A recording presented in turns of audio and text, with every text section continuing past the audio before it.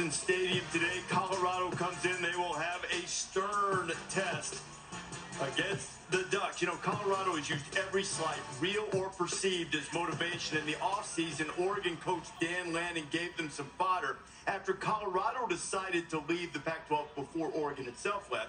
Lanning said, "I'm trying to remember. What did they win to affect this conference? I don't remember. You remember them winning anything? I don't remember them winning anything." Well, today's the day.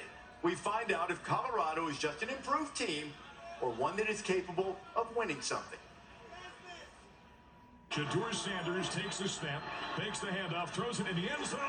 Mikey Harrison, the crab! There's a ton of weapons on the field for them. They're one of the fastest offenses in the nation right now with the way they operate. Very explosive for sure. They have a lot of firepower on the offensive side of the ball.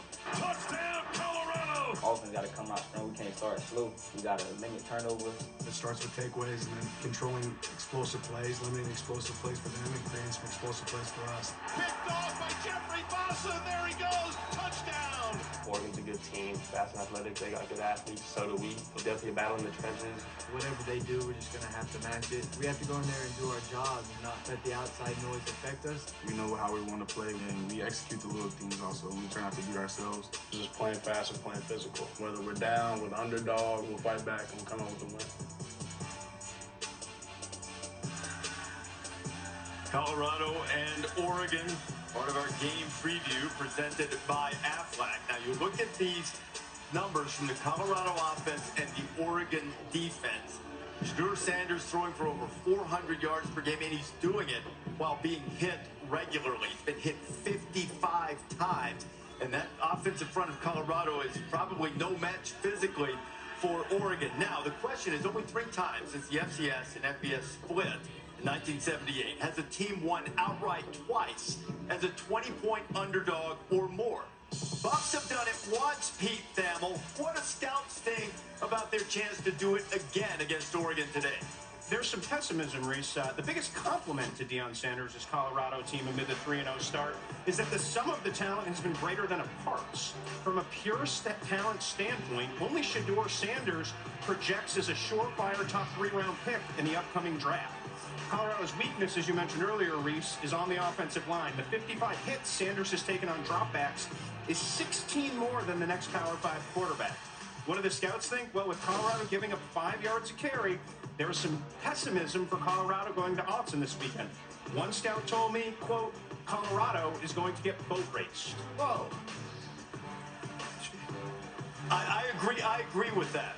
Unless Oregon hands them things, multiple turnovers. What do you think? Yeah, turnovers are certainly something, but like Dan Lanning is an incredible ball coach. We know that. We got a chance to see that Oregon team last year, and Bo Nix coming back for another year is phenomenal. But if you think about what the Travis Hunter loss is for Colorado, I'm a little bit worried about the offensive production. You know, they average like 458 yards a game. 418 of them are through this guy. So they need to get that run game going. Look for Alton McCaskill, okay? Houston transfer, a lot of noise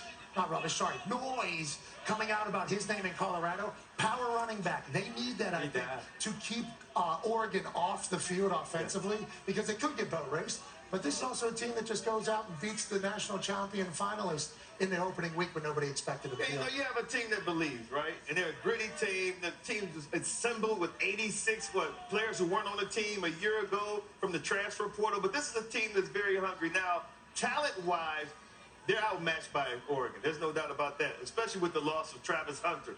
But offensively, what you want to do, you have a smart quarterback like Shedeur Sanders. We already showed how much he's been hit this season. As an offensive coordinator, you got to understand, I need to get the ball out of his hands very quickly. Get the ball into Jimmy Horn Jr.'s hands, Xavier Weaver's hands. Get the ball into the playmakers' hands. Let them do their thing. I think we all know about Shedeur. We know about the receivers. I think the concerns to me for Colorado in this game is, how do you slow down Bo Nix? Reese, you talked about the 10 turnovers that they've been able to create. They've got to create turnovers to get the ball back. Their only chance is a shootout. The biggest issue isn't Shedeur or the receivers. It's the offensive line. This is an offensive line that's going into Autzen. If you're not familiar, it's one of the loudest atmospheres in college football. How will that offensive line do? Will they give Shedeur enough time? You mentioned getting the ball out quickly, but at some point you got to hold on. And he's scrambling on so many of his big plays. Can he keep that going today against that Oregon defense? The thing I love about him, he's flatlined. Oh, yeah. I mean, he is. That 98, 99-yard drive, whatever it was, against Colorado State the other night, it was like you had no doubt. Brady No mode. doubt. He called it Brady mode. And also, he was the first one, whenever Travis got hit, to be in the guy's face, which I don't love, by the way, but I appreciate the fact that he has that inside of him. True leader over there. Yeah. Colorado and Oregon, 3:30 Eastern time on ABC. But before